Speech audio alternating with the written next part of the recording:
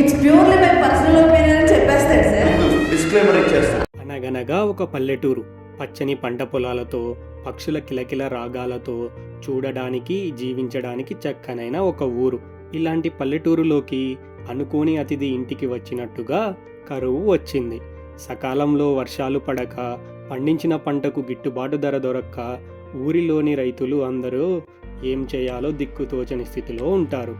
అప్పుడు అందరూ రైతులు కలిసి తమ గోడు చెప్పుకోవడానికి సర్పంచ్ని కలుద్దామని నిర్ణయించుకుంటారు. సర్పంచ్ రైతుల బాధ విని ఎలాగో అలా రైతులకు అండగా ఉండాలి అని ప్రభుత్వంలో ఉన్న అధికారులను కలుస్తాడు. కానీ ఎవ్వరూ ఈ పల్లెటూరి బాధ పట్టించుకోరు. అప్పుడు సర్పంచ్ మరియు ఊరి రైతులు అందరూ రచ్చబండ దగ్గర కూర్చొని ఏం చేయాలి అని ఆలోచిస్తూ ఉంటారు. అప్పుడు సర్పంచ్కి ఒక ఐడియా వస్తుంది.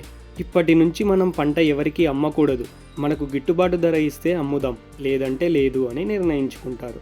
అప్పుడు ఒక రైతు లేచి, మనం ఇలా పంటను అమ్మకపోతే పండించిన పంట చెడిపోతుంది, ఆ తర్వాత ఎవరు కొనరు, ఎంతో కొంతకి అమ్ముకుందామని సలహా ఇస్తాడు.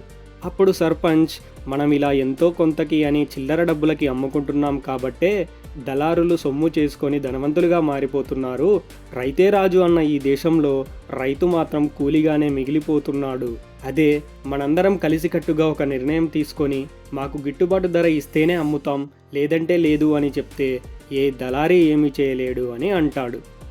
అప్పుడు ఇంకో రైతు లేచి, మన ఊరు కాకపోతే మన పక్కన ఊరు, మన పక్కన ఊరు కాకపోతే దాని పక్కన ఊరిలో కొంటారు అని అంటాడు. అప్పుడు సర్పంచ్, మార్పు ఈరోజు ఈ నిమిషం ఇక్కడి నుంచి మొదలు పెడదాం, తర్వాత అందరి రైతులతో సర్పంచ్లతో మాట్లాడదాం, అందరం కలిసి గట్టిగా నిలబడదాం, దళారులతో కలబడదాం, ప్రభుత్వాన్ని నిలదీద్దాం, చివరికి మన ఆశయాన్ని సాధిద్దామని కలెక్టర్ ఆఫీసుల దగ్గర, అసెంబ్లీ భవనాల దగ్గర నిరసనలు తెలియజేస్తారు. శరీరం మీద వేసుకునే దుస్తులు ఫిక్స్డ్ రేట్ అంటే కొంటారు, కాళ్ళ కింద వేసుకునే చెప్పులు కూడా ఫిక్స్డ్ రేట్ అంటే కొంటారే, చెప్పులకున్న వాల్యూ కూడా తృప్తిగా కడుపు నిండా తినే అన్నానికి లేదా సార్? లక్షలు పెట్టి బంగారం కొంటారు, కార్లు కొంటారు, 1000 రూపాయలు ఇచ్చి తినే బియ్యం కొనలేరా సార్ అంటూ నిరసన తెలియజేస్తారు.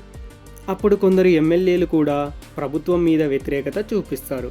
ఇలా చివరికి ప్రభుత్వం కూలిపోతుంది అని భావించిన ముఖ్యమంత్రి రైతులకి వాళ్ళు పండించిన పంటకి వాళ్ళే ధర నిర్ణయించుకునేలా ఆర్డర్స్ పాస్ చేస్తాడు.